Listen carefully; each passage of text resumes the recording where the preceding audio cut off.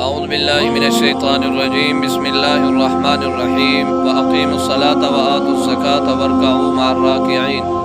قرآن مجید میں اللہ تعالیٰ نے ان الفاظوں کو بار بار ذکر کیا، اقیموا الصلاۃ، اقاموا الصلاۃ کہہ کر کہ نماز کو قائم کرو۔ انسان کو جھنجھوڑنے کے لیے اللہ رب العالمین نے بار بار ان جملوں کو استعمال کیا۔ اسلاف کا یہ طرز عمل تھا، جس کے پاس نماز نہیں ہے اس کے پاس کچھ بھی نہیں ہے۔ ہم کچھ بھی نہیں ہے اگر ہم نماز نہیں پڑھتے، ہماری نماز کی اصلاح نہیں ہو سکی تو ہماری یہ زندگی ناکام ہے اور قیامت کے دن شرمندگی کا سامنا کرنا پڑے گا۔ صحابہ اکرام کی تربیت اس انداز میں کی، نماز کے حوالے سے امیر عمر رضی اللہ تعالیٰ عنہ جب بھی گورنروں کو بلاتے تھے، ان کا راؤنڈ لیتے تھے، سب سے پہلے اسی بات کا سوال کرتے تھے کہ بتاؤ تمہاری نمازیں کیسے رہی ہیں۔ نماز کی اتنی اہمیت، ہماری نماز رہ جائے ہم کہتے ہیں کچھ نہیں ہوا، نماز بس رہ گئی ہے۔ ایسا عمل ہے، اف کرنے سے یہ قصور اور یہ گناہ معاف نہیں ہوتا جو نماز نہیں پڑھتا۔ دراصل وہ اللہ کی نافرمانی اور اللہ کے اس امر اور حکم کو کچھ بھی نہیں سمجھ رہا۔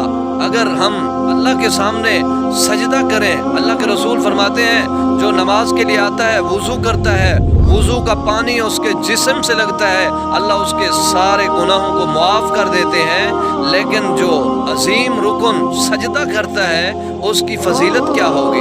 ہم اتنی فضیلتوں سے محروم ہیں لیکن ہمیں پرواہ نہیں ہے، ہم بستر کو نہیں چھوڑ رہے، ہمیں پرواہ نہیں ہے اللہ کے حکم کی۔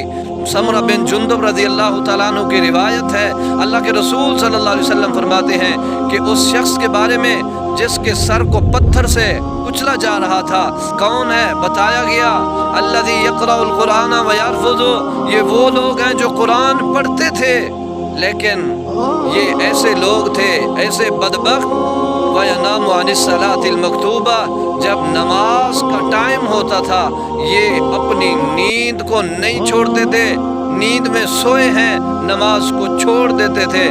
ہمارے عذر اور ہمارے بہانے کہ اف میرا الارم نہیں بجا، کون سا صحابہ اکرام کے پاس الارم تھا؟ کس الارم سے صحابہ اکرام اٹھ کر نماز پڑھتے تھے؟ میرا کپڑا پلید ہے، تیرا دل بھی پلید ہے، جب تک تو نماز نہیں پڑھتا اللہ تیرے دل کو بھی پلید رکھتا ہے، تیرے جسم کو بھی پلید رکھتا ہے۔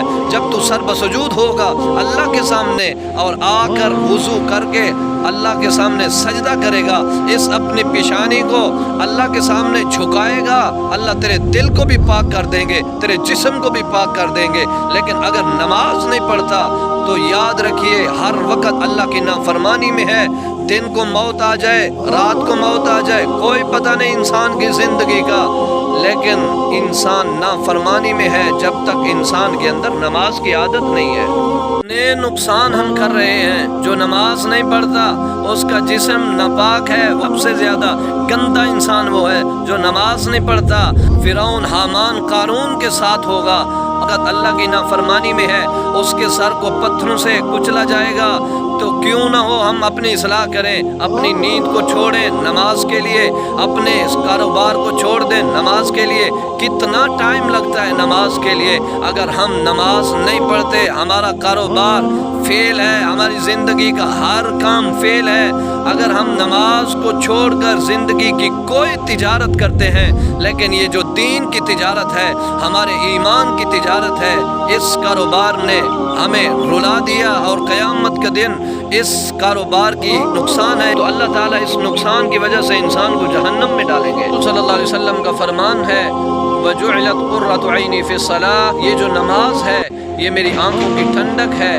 صلاۃ عماد الدین، یہ دین کا ستون ہے۔ من اقامہا فقد اقام الدین ومن ہدمہا فقد ہدم الدین، الصلاۃ معراج المؤمنین۔ اور نبی علیہ السلام کے آخری الفاظ بھی یہی تھے، الصلاۃ الصلاۃ۔